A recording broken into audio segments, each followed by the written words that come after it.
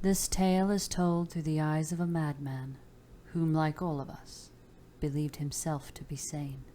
True, nervous, very, very dreadfully nervous I had been and am, but why will you say that I am mad?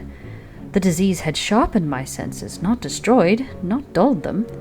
Above all was the sense of hearing acute. I heard all things in the heaven and in the earth. I heard many things in hell. How then am I mad? Hearken and observe how healthily, how calmly I can tell you the whole story. It is impossible to say how first the idea entered my brain, but once conceived, it haunted me day and night. Object there was none. Passion there was none. I loved the old man. He had never wronged me. He had never given me insult. For his gold I had no desire. I think it was his eye. Yes, it was this. He had the eye of a vulture, a pale blue eye with a film over it. Whenever it fell upon me, my blood ran cold, and so by degrees, very gradually, I made up my mind to take the life of the old man, and thus rid myself of the eye forever. Now this is the point. You fancy me mad. Madmen know nothing, but you should have seen me. You should have seen how wisely I proceeded, with what caution, with what foresight, with what dissimulation I went to work. I was never kinder to the old man than during the whole week before I killed him. And every night, about midnight, I turned the latch of his door and opened it, oh so gently. And then, when I had made an opening sufficient for my head, I put in a dark lantern, all closed, that no light shone out, and then I thrust in my head. Oh, you would have laughed to see how cunningly I thrust it in. I moved it slowly, very, very slowly, so that I might not disturb the old man's sleep. It took me an hour to place my whole head within the opening so far that I could see him as he lay upon his bed. Ha! Would a madman have been so wise to this? And then, when my head was well in the room, I undid the lantern cautiously. Oh, so cautiously. Cautiously, for the hinges creaked. I undid it just so much that a single thin ray fell upon the vulture eye.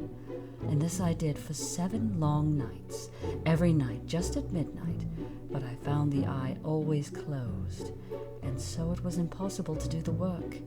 For it was not the old man who vexed me, but his evil eye.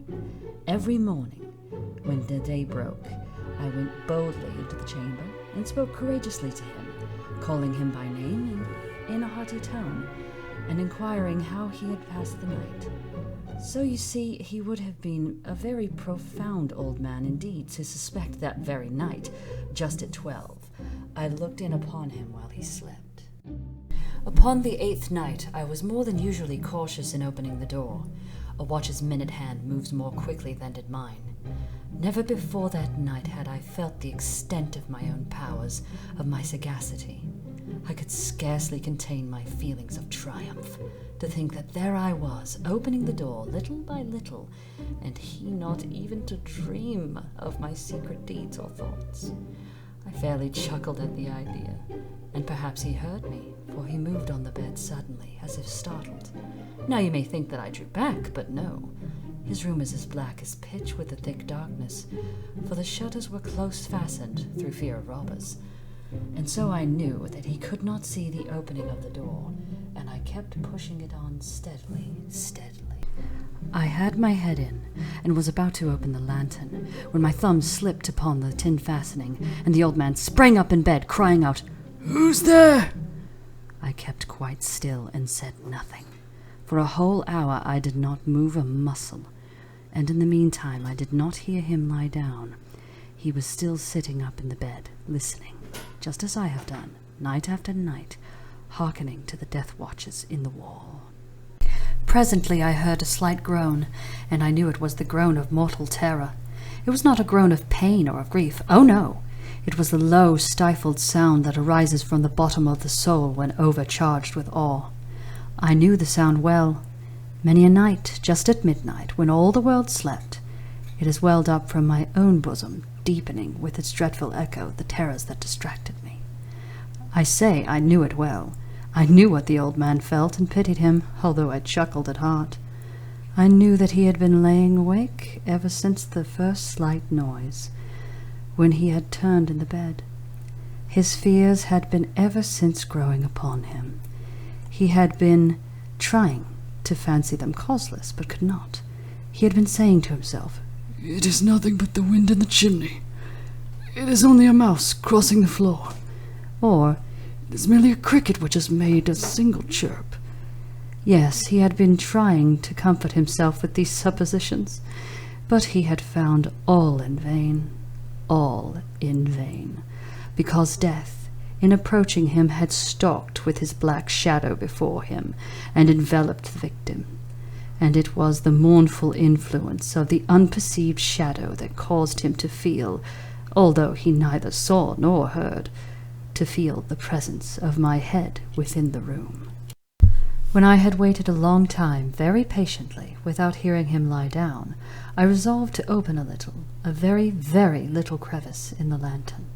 So I opened it. You cannot imagine how stealthily, until at length a simple dim ray, like the thread of the spider, shot from out the open crevice and fell full upon the vulture eye.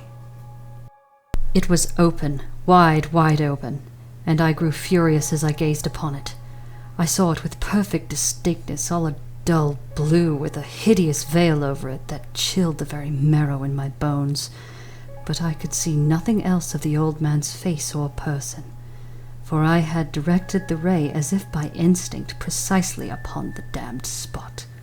And have I not told you that what you mistake for madness is but over-acuteness of the sense? Now I say, there came to my ears a low, dull, quick sound, such as a watch makes when enveloped in cotton. I knew that sound well, too. It was the beating of the old man's heart. It increased my fury as the beating of a drum stimulates the soldier into courage. But even yet I refrained and kept still. I scarcely breathed. I held the lantern motionless. I tried how steadily I could maintain the ray upon the eye. Meantime, the hellish tattoo of the heart increased. It grew quicker and louder every instant. The old man's terror must have been extreme. It grew louder, I say louder, every moment. Do you mark me well? I have told you that I am nervous. So I am. And now, at the dead hour of the night, amid the dreadful silence of that old house, so strange a noise as this excited me to uncontrollable terror. Yet for some minutes longer I refrained and stood still. But the beating grew louder. I thought the heart must burst. And now a new anxiety seized me. The sound would be heard by a neighbor. The old man's hour had come. With a loud yell, I threw open the lantern and leapt into the room. He shrieked once only. In an instant I dragged him to the floor and pulled the heavy bed over him. I then smiled gaily to find the deed so far done, but for many minutes the heart beat on with a muffled sound. This, however, did not vex me. It would not be heard through the wall. At length it ceased. The old man was dead. I removed the bed and examined the corpse. Yes, he was stone dead. I placed my hand upon the heart and held it there many minutes. There was no pulsation. He was stone dead. His eye would trouble me no more. If you still think me mad, you will think so no longer when I describe the wise precautions I took for the concealment of the body. The night waned, and I worked hastily, but in silence. First of all, I dismembered the corpse. I cut off the head and the arms and the legs. I then took up 3 planks from the flooring of the chamber and deposited all between the scantlings. I then replaced the boards so cleverly, so cunningly, that no human eye, not even his, could have detected anything wrong. There was nothing to wash out, no stain of any kind, no blood spot whatever. I had been too wary for that. A tub had caught it all. When I had made an end of these labors, it was 4 o'clock, still dark as midnight. As the bells sounded the hour, there came a knocking at the street door. I went down to open it with a light heart, for what had I now to fear? There entered 3 men, who introduced themselves with perfect suavity, as officers of the police. A shriek had been heard by a neighbor during the night. Suspicion of foul play had been aroused. Information had been lodged at the police office, and they, the officers, had been deputed to search the premises. I smiled, for what had I to fear? I bade the gentleman welcome. The shriek, I said, was my own in a dream. The old man, I mentioned, was absent in the country. I took my visitors all over the house. I bade them search well. I led them, at length, to his chamber. I showed them his treasures, secure, undisturbed. In the enthusiasm of my confidence, I brought chairs into the room, and desired them here to rest from their fatigues, while I myself, in the wild audacity of my perfect triumph, placed my own seat upon the very spot beneath which reposed the corpse of the victim. The officers were satisfied. My manner had convinced them. I was singularly at ease. They sat, and while I answered cheerily, they chatted of familiar things.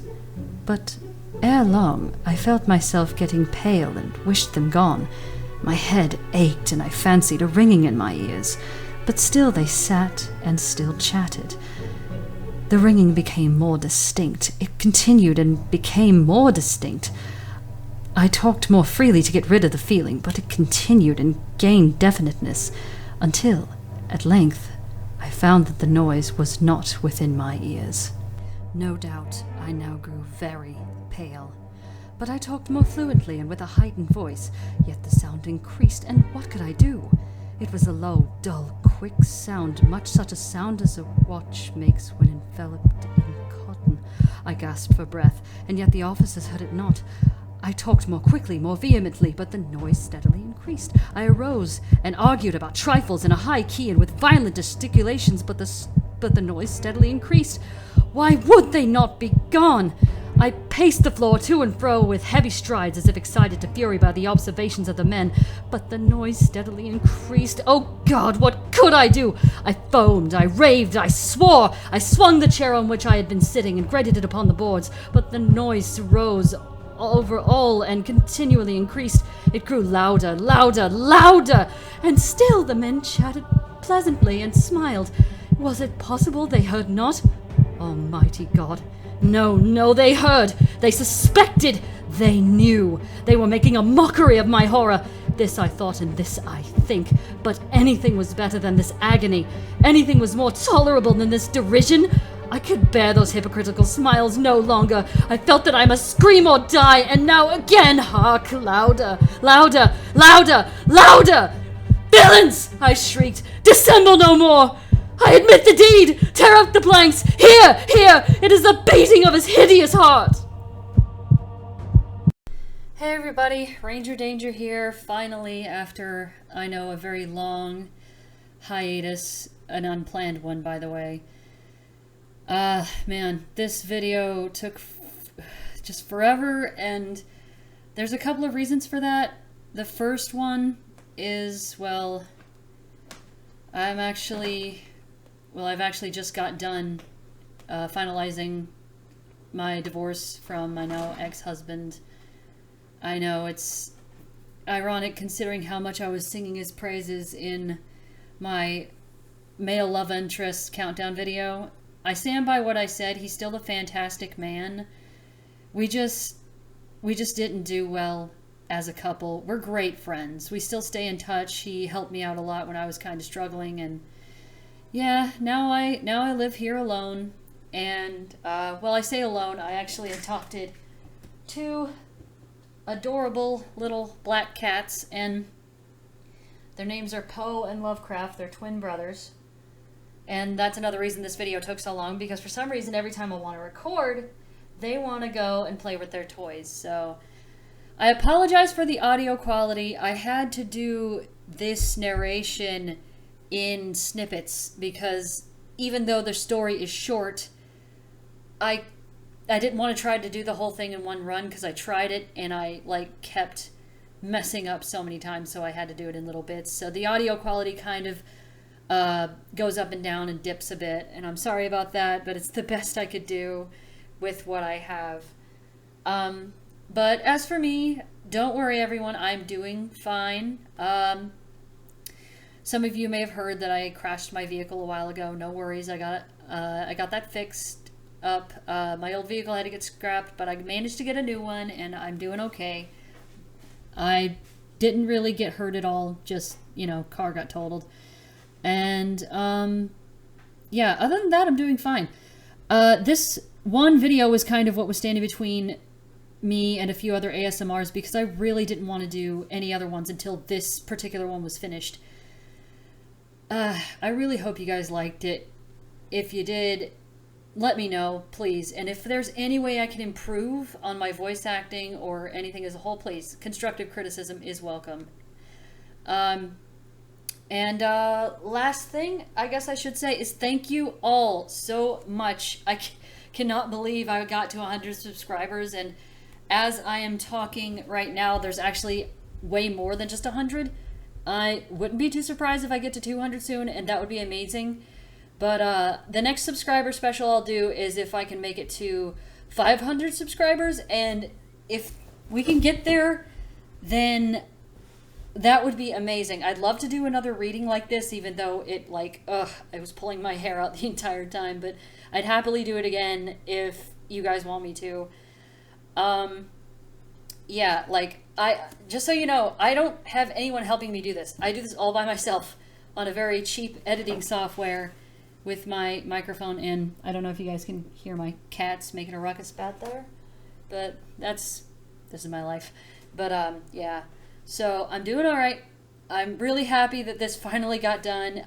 Thank you all for liking, subscribing, you know, commenting, just being the best people that I've ever heard from as far as criticism of my work. It's amazing. I may not be a professional yet, but you know, if this is all I have, if all I get to do is just have it as a hobby, I'll still be happy. So anyway, look forward to some new ASMRs coming up, maybe some other kinds of videos, I don't know. And yeah, I'll see you all again in the next video. Ciao!